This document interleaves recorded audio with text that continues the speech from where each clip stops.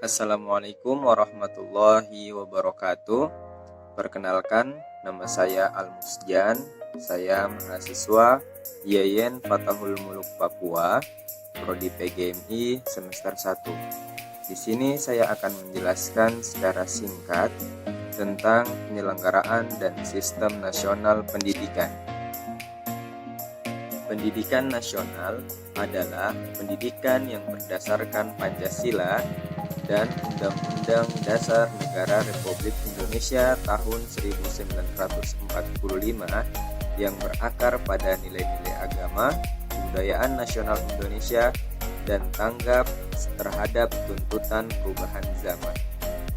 Sistem pendidikan memiliki fungsi untuk mengembangkan kemampuan manusia yang memiliki kemampuannya agar menjadikannya unggul di antara manusia yang lainnya.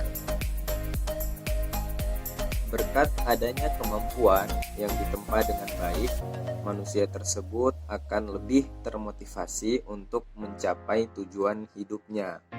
Selain itu, keahlian akan membuka kesempatan lebih lebar di berbagai macam bidang. Contohnya, ketika satu manusia dihadapkan dengan suatu masalah yang baru, manusia tersebut dapat melewati rintangan masalah tersebut dengan kemampuan yang ia miliki. Dan dengan kemampuan itulah, dia dapat memanfaatkan masalah-masalah tersebut sebagai pengalaman dan dapat mengambil pelajaran dari masalah atau rintangan tersebut. Dalam penyelenggaraan dan sistem nasional pendidikan ini, jalur pendidikan memiliki beberapa jalur. Yang pertama ada jalur pendidikan formal, yang kedua ada jalur pendidikan non formal, dan yang terakhir atau yang ketiga ada jalur pendidikan informal. Yang pertama adalah pendidikan formal. Pendidikan formal adalah jalur pendidikan yang terstruktur dan berjenjang. Jalur pendidikan ini terdiri dari pendidikan dasar, pendidikan menengah, dan yang terakhir adalah pendidikan tinggi. Kemudian yang kedua adalah jalur pendidikan non-formal. Jalur pendidikan non-formal adalah jalur pendidikan yang berada di luar jalur pendidikan formal yang kita dapat laksanakan dengan terstruktur dan juga berjenjang. Dan yang ketiga adalah jalur pendidikan informal. Jalur pendidikan informal adalah jalur pendidikan keluarga dan juga lingkungan.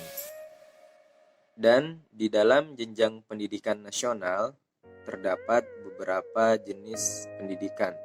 Yang pertama adalah pendidikan dasar yang terdiri dari sekolah dasar atau SD dan Madrasah Ibtidaiyah atau MI, dan SMP atau sekolah menengah pertama atau Madrasah Tsanawiyah atau biasa disebut MTS.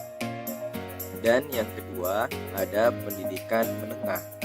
Pendidikan menengah ini adalah merupakan kelanjutan dari pendidikan dasar yang terdiri dari SMA atau sekolah menengah atas atau sekolah menengah kejuruan atau SMK, dan Madrasah Aliyah atau MA, atau ada juga Madrasah Aliyah Kejuruan atau biasa disebut sebagai MAK.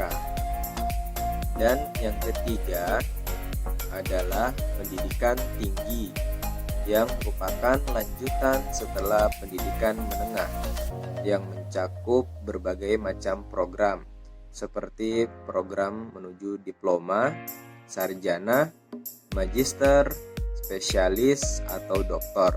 Dan program-program tersebut adalah program yang diselenggarakan oleh perguruan tinggi. Dan setelahnya saya akan menyebutkan beberapa jenis-jenis program pendidikan nasional.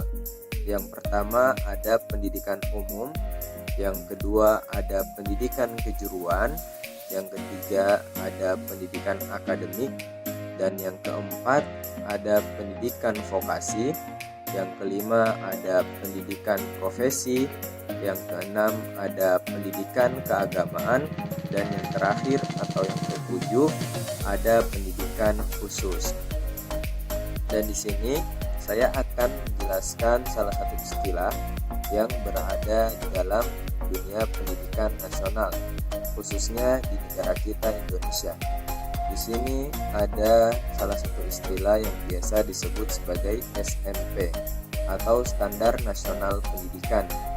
Ini adalah merupakan suatu standar kriteria minimal yang relevan di berbagai aspek untuk menjalankan sistem pendidikan nasional, khususnya di negara kita Indonesia.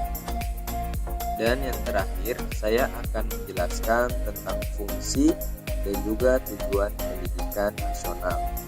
Salah satu tujuan dan fungsi pendidikan nasional adalah mengembangkan potensi dan juga mencerdaskan setiap individu dengan lebih baik.